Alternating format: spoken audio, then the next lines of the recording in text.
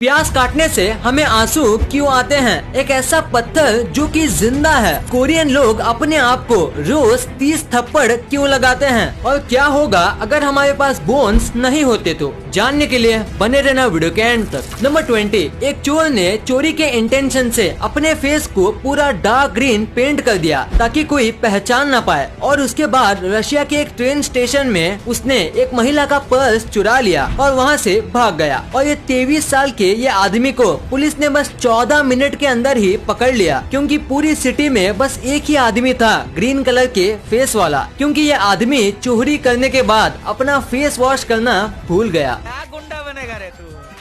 Number 19, ये fact आपके बहुत काम आ सकता है अगर कभी भी एक्सीडेंट होता है और अगर आपकी उसमें थोड़ी सी गलती है या बिल्कुल भी गलती नहीं है तो आपको स्टार्टिंग में जाके सॉरी नहीं बोलना चाहिए, क्योंकि सॉरी वर्ड आपको ही दोषी बताता है। और अगर ये मैटर बढ़ जाए और कोर्ट में जाए तो फिर लोग आपके सॉरी को आपके अगेंस्ट यूज कर सकते हैं, और बस झगड़ा खत्म करने के लिए बोला गया सॉरी आपको बहुत बड़ा जुर्माना भरा देगा। और ये बस मैं ऐसे ही नहीं बोल रहा हूँ, कई लोगों के साथ ऐसा हुआ भी है। नंबर 18, आपको टाइटैनिक मूवी के बारे में तो पता ही होगा। तो टाइटैनिक मूवी के एंड सीन में एक क्लॉक दिखाई जाती है और उस क्लॉक में 2:20 होते हैं, और ये एग्जैक्ट टाइम है जब रियल टाइटैनिक डूबी थी। रियल टाइटैनिक रात के 2:20 पे सिंक हुई थी। कितनी डिटेल्ड मूवी है ये, इसलिए ये एक मास्टरपीस कही जाती है। नंबर 17, एक आदमी ने एक बार अपने डेथ को फेक किया, यानी सबको ऐसे बताया जैसे कि वो मर गया, पर असल में वो जिंदा है, और वो भी बस ये देखने के लिए कि उसके मरने के बाद उसके अंतिम संस्कार में कितने लोग आते हैं। और सैडली बस एक ही जन आई और वो थी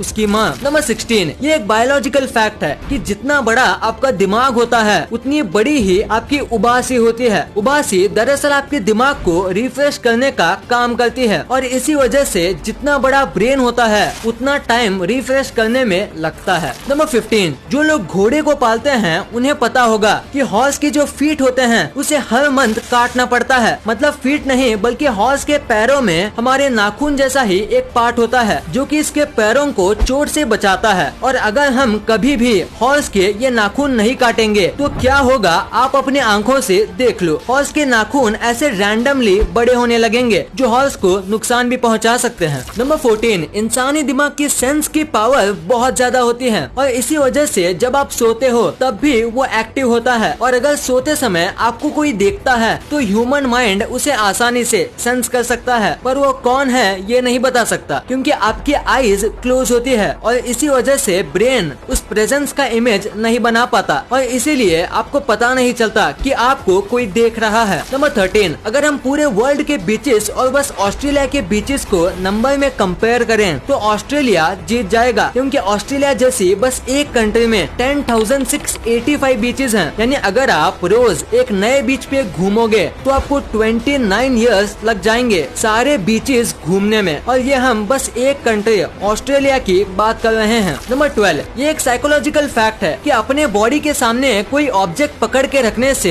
ये इंडिकेट होता है कि आप शाई हो, यानी कि आप शर्मीले हो और बहुत ही नर्वस हो। और इसी वजह से जब भी आप कोई इंटरव्यू या कोई मीटिंग में जाओ तो आपको कोई भी ऑब्जेक्ट आपके बॉडी के सामने पकड़ के नहीं रखना चाहिए, और ऐसे अपने बॉडी के सामने बुक या ऑब्जेक्ट पकड़ने से आप ग्रुप में सबसे ज्यादा शाई और अंडररेटेड दिखोगे। नंबर 11, अगर मैं आपसे कहूँ कि एक ऐसा बर्फीला पहाड़ है जो बर्फ पिघलने पे खून निकालता है, ये जो पहाड़ है अंटार्कटिका में, इसे ब्लड फॉल माउंटेन भी कहा जाता है। यहाँ से अक्सर खून जैसा लाल और गाढ़ा पदार्थ निकलता है। ये कैसे और क्यों होता है, इसका जवाब फिलहाल तो साइंटिस्ट के पास नहीं है, पर आपको क्या लगता है इसके पीछे की वजह क्या है, हमें नीचे कमेंट्स में जरूर बताना। नंबर 10, ये थोड़ा वियर्ड है पर सच है। कोरियन लोग जो होते हैं, खासकर लड़कियां, उनकी skin best skin in the world मानी जाती है, और यहाँ के लोग अपनी स्किन पे कई टाइप की रेमेडी भी यूज करते हैं, और उसमें से एक है स्लैप ट्रीटमेंट। ये अपने फेस को दिन में 30 से 40 बार स्लैप करती हैं, और इसके इसके पीछे छोटी सी साइंस है। जब वो स्लैप करती है तो ब्लड फ्लो को बढ़ा देती है और इसी बढ़े हुए ब्लड फ्लो की वजह से टॉक्सिन्स निकल जाते हैं और इससे आपकी स्किन इम्प्रूव हो जाएगी।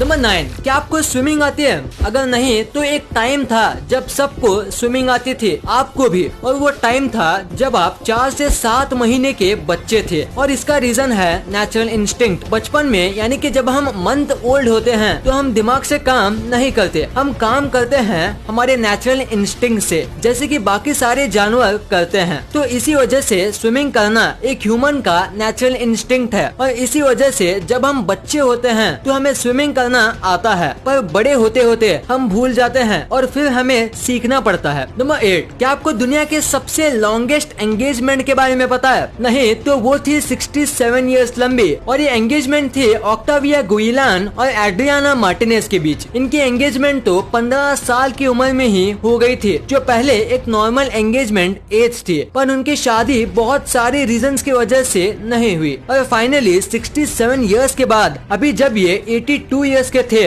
तब इन्होंने शादी की और तभी इन्होंने एक वर्ल्ड रिकॉर्ड भी बना लिया, longest engagement in the world का। नंबर 7, साल 1950s में सिगरेट को इस तरीके से मार्केट किया गया था जैसे वो हेल्थ के लिए अच्छी होती है, यानी सिगरेट को ऐसे बताया गया था कि वो सबको पीना चाहिए और खासकर जब आप बीमार हो, और इसीलिए कई हॉस्पिटल में सिगरेट को मेडिसिन की तरह रखा जाता था और पेशेंट्स को दिया जाता था। जैसे कि आप इस इमेज में देख सकते हो, एक नर्स एक पेशेंट को सिगरेट दे रही है ताकि वो जल्द ही ठीक हो जाए। नंबर 6, अगर मैं आपसे कहूँ कि एक ऐसा पत्थर है जो जिंदा है तो क्या आप यकीन करोगे? अगर नहीं तो जानिए पेरू और चिली जैसे जगहों पे पाया जाने वाला पत्थर द लिविंग रॉक के बारे में। इसका एक्चुअल नाम प्योरा रॉक है और ये पत्थर के अंदर खून और कुछ ऑर्गन्स होते हैं और आप इस पत्थर को खा भी सकते हो। इस पत्थर की पहली बार खोज 17th सेंचुरी में हुई थी। तब से कई लोग इस पत्थर को देखने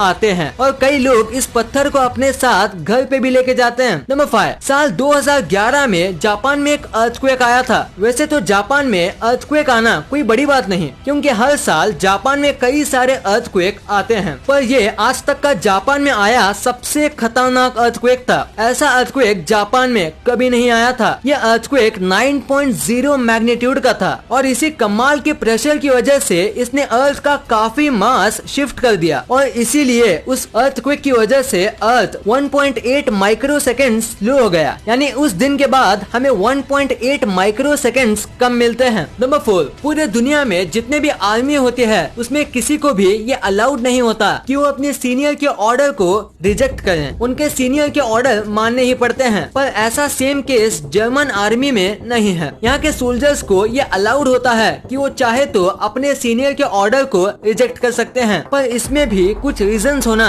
जरूरी है। मतलब अगर सीनियर के ऑर्डर ह्यूमन डिग्निटी को वायलेट कर रहे हैं तो वो रिजेक्ट कर सकते हैं और अगर उसमें किसी की जान दाव पे है तो वो भी रिजेक्ट कर सकते हैं। नंबर 3, अगर एक 50 kg की लड़की हील पहनती है तो वो एक 2700 किलो के एलिफेंट से भी ज्यादा फोर्स अर्थ पे डालती है। सुनने में तो नामुमकिन लगता है पर ये बिल्कुल सच है और ऐसा इसलिए क्योंकि जिस ऑब्जेक्ट का सरफेस एरिया कम होता है वो ज्यादा फोर्स देता है और एलिफेंट के पैर फ्लैट होते हैं और इसीलिए वो इतने वेट के बाद भी बहुत कम प्रेशर जमीन पे रिलीज करती है। नंबर 2, प्याज को काटने से आंख में से आंसू क्यों आते हैं? ये चीज आपने एक ना एक बार जरूर सोची होगी। तो इसका सिंपल सा रीजन है प्याज में मिलने वाला एंजाइम। प्याज में एक खास प्रकार का एंजाइम मिलता है जो कि प्याज काटने पे हवा में फैल जाता है और यही एंजाइम जब आंखों में जाता है तो दर्द होता है। 1980 के पहले लोग मानते थे कि प्याज की जो स्मेल होती है उसकी वजह से आंख में आंसू आते हैं, पर जब इसके ऊपर रिसर्च की गई तब पता चला कि आंख में आंसू स्मेल नहीं बल्कि इसकी केमिकल प्रॉपर्टी में आने वाले एक एंजाइम की वजह से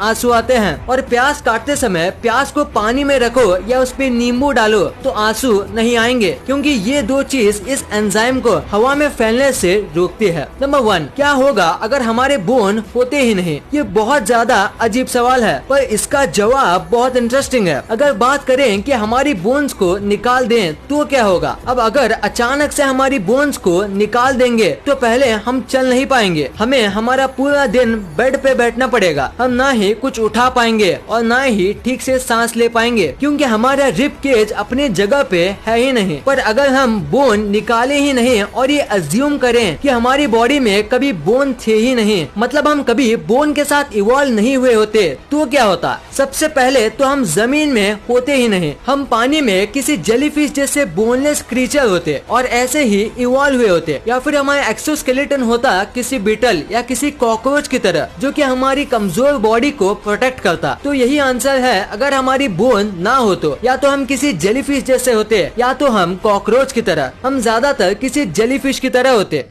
इस वीडियो को शेयर करना, क्योंकि आप ऐसी वैसी वीडियो तो शेयर कर देते हो लेकिन इन्फॉर्मेटिव वीडियो को छोड़ देते हो। तो इस वीडियो को अपने फैमिली और दोस्तों के साथ शेयर कर दीजिए। और जैसे कि आप देख सकते हो कि हमारे देश में कोविड की वजह से हालात बहुत खराब है, तो आपका और अपने अपनों का बहुत ख्याल रखिएगा। वीडियो पसंद आई तो लाइक करना, क्योंकि अगर यहाँ तक देखी है तो पसंद आई होगी, और चैनल को सब्सक्राइब करके बगल वाले बेल आइकन को दबाना मत भूलना। And thanks for watching this video.